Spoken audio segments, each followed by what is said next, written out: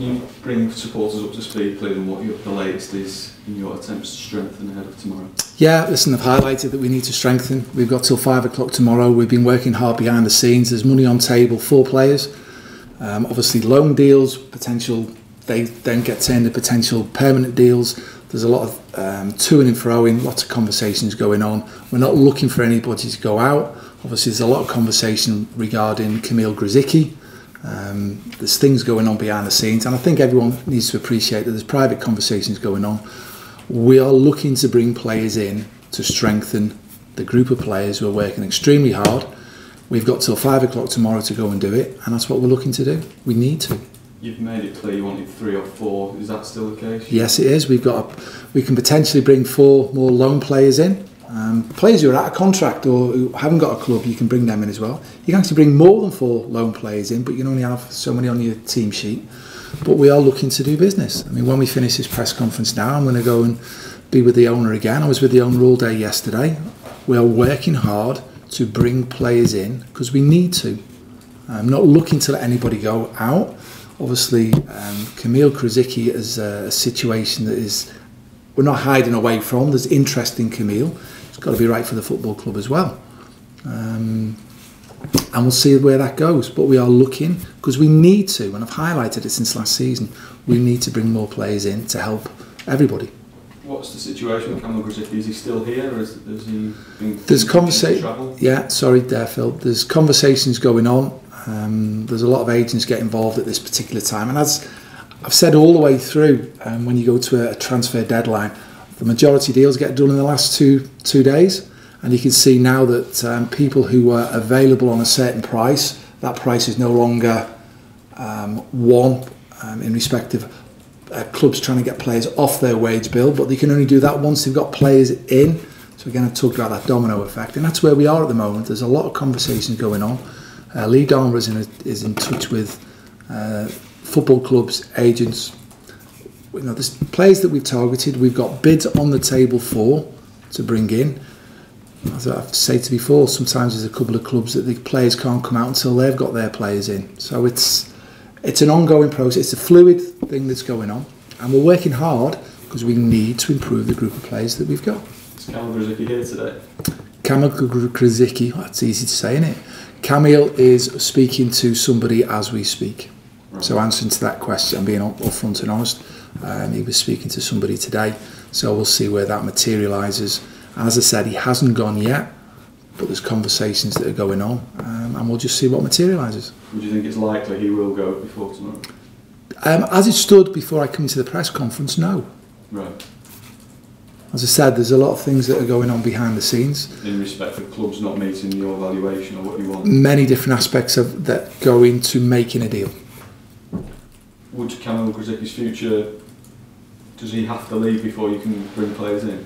So there's a lot of things that go on. We are looking, regardless whether Kamil is here or not, there's bids on the table for us to try and bring players in. That's what we're looking to do, regardless if Kamil has gone out somewhere or stays. If Kamil stays, great.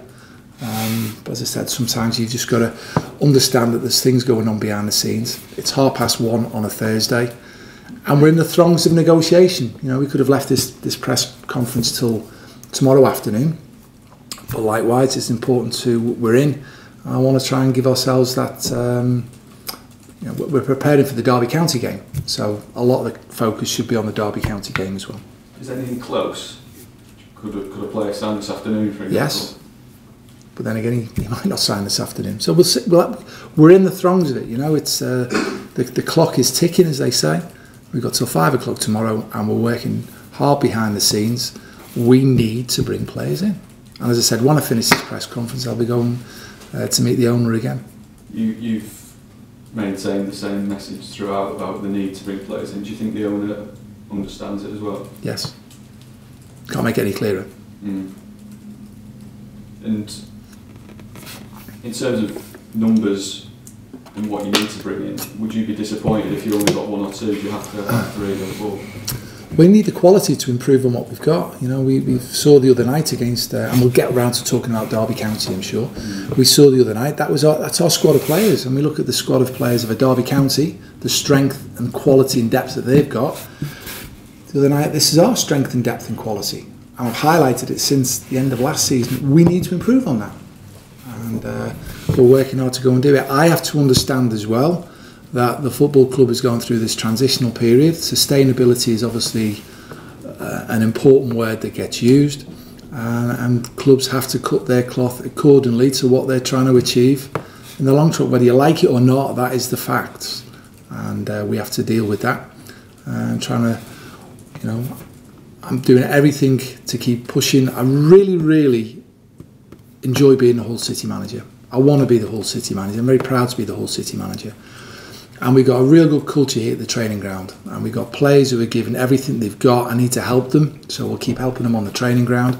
And we need to help them with some extra players to help them in their development, which is important all the way around. I want the supporters to have smiles on their faces, and it does help if we do bring some more players in. And it does help, excuse me, if we're playing football, winning games of football and playing football that the supporters can see there's a lot of effort. So there's a lot of stuff that we want to do. We're working towards, and I'm conscious of that. But likewise, there's a lot of things that go into making that happen. Would it be overplaying it to call this a season-defining day in terms of what you need to do? Well, I think, you know, we look at the games we've gone and played this season. We've got some good players who've played some good football. We've been punished with some poor goals. But we need to improve the group of players, and we need to bring some more players in to help an honest, hard-working young group of players who, if we don't, it's going to be a challenging season as it is, and if we don't, it's going to make it more challenging. But it's one that we've got to face full on. Do you think you've had the necessary support in this window? It's an interesting question that you've got. I've said from 2 weeks before the season finished, when we managed to keep the football club up. It was on downward spirals, fair to say. We managed to stabilise that and stay in the Championship. From my point of view, I want to be challenging at the top end. On a personal note, I want to be managing in the Premier League. I think Hull City could give us an opportunity to go and do that one. As it is, it's fair to say that, you know, the club has to look at the sustainability for its long-term future. I have to understand that and work within where we are. And I'm looking to help. Today, the coaching environment we've got is good. I'm looking to help the group of players. We need to bring more players in. And again, when we finish this, I spent all day with the owner yesterday, and I'm going to go back and see him again, and we're going to spend the afternoon. We need to bring players in to help the group of players that we've got and help the football club. Is that a strong relationship between you and the owner? I've always got on with the owners that I've had. You have to understand, you know, my role's a coach. That's my title, coach. So I'm doing everything I can with a group of players. But likewise, I'm trying to help everybody. I'm trying to help the owner. I'm trying to help all the players. I'd like trying to help all the staff. I want to help the supporters. I want that togetherness for everybody. We need to, you know, bring some more players in to help. You choose to underline that fact that what you've got below the starting 11s isn't broad enough. Listen, we played probably the best team we played this season. It's fair to say. They were very, very impressive, Derby County. And so we knew it was going to be challenging before the game. You know, we've obviously, from the Derby County game, we've looked to play a different formation, obviously with the 3 centre-backs, 2 centre-forwards, wing-backs, 3 in midfield, which we did successfully beating Sheffield United the week before, a couple of weeks before. So I wanted to try that formation. Great opportunity to do it in the league, because then it's kind of like, we've got one way of playing, can we get 2 or 3 other different ways to play? So great opportunity to practice that. I want there to be a pathway for the youth team players. So again, it was more valuable experience for them. You know, we talked with the players, valuable experience that they gained from the other night. In defeat, we give really poor goals away, as well as many other aspects that we need to go and improve on. And we'll work with the young players, and we'll work with the players who haven't been starting regularly in the first team, because they needed valuable game time. We changed the formation in the second half. You know, and again, we'll look at that, because you need to be adaptable in things. And there's many, many great lessons we can learn from the harsh reality of the defeat from the other night. You know, because they were head and shoulders above us. But answering your question, it just highlights the strength and depth that a Derby County had compared to the strength and depth that Hull City have got at this moment in time. And again, when we talk about the changing face of the sustainability that we've got to go through at the football club, it just highlights, and that people, whether we like it or not, we have to understand that is the state of play at this moment in time. Has that always been clear to you, or at the start of the summer did you have a different image of what the accounts were and what you've actually walked into come the end of it? Listen, from my point of view, it's football management, and I've been a football manager for several seasons now, and I've been at different football clubs where when I've joined, you were given one remit, that's why you've joined in the first place, and then quickly you realise that it changes. It's a changing face of football. From my point of view, excuse me, I thought we did really well in making sure that the football club survived the downward spiral from last season and we stayed in the Championship. There's been a lot of turnover of players through the summer. A lot of experienced players have gone. The budget gets changed accordingly. The football club is looking at now long-term sustainability, and obviously we've got young, hungry players that are going to need time to develop. It's going to be a tough, challenging season. So, but I'm putting myself forward. I want to be here. I want to do well for this football club. I want to do well for everybody. Whether you like situations or not, as a leader, you deal with it and you say, right, okay, this is what we've got to go and do then. Would you be worried if the business you do in the next 24 hours wasn't you? As I said, I'm optimistic. I'm a positive person. I'm believing we're going to bring some people in, or some players in to help improve the group of players. And all being well, that positivity will bear fruit. Jackson Irvine, are you okay for the weekend? Or? As the negative, it looks as though Newer and Jacko could be struggling for the weekend. Right. What's new? But they might be fit. Okay. What's Newer's injury? He's just feeling his knee a little bit, so he's dropped out of training today. Obviously, he's played his full 90 minutes tonight, which is great.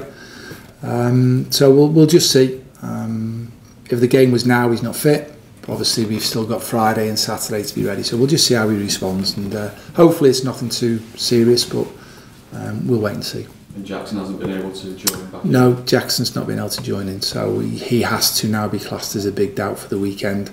Although I'm not ruling him out, he has to be now classed as a big doubt. Would he have international duty after the weekend? Does he stay at home? They've got Australia have got a training camp, I think, right. So they haven't got any games. So, but even then, I think all players, all national sides can request that their player attends to see their medical people. So it's not a case of us turning around saying you can't go and see the Australian group. They have a right to call the player up to be seen by their physio and then take him back if required. But it's a training camp he's got. But listen, I'm hoping he's going to be available for selection. But again, as it stood today, he's not fit to play.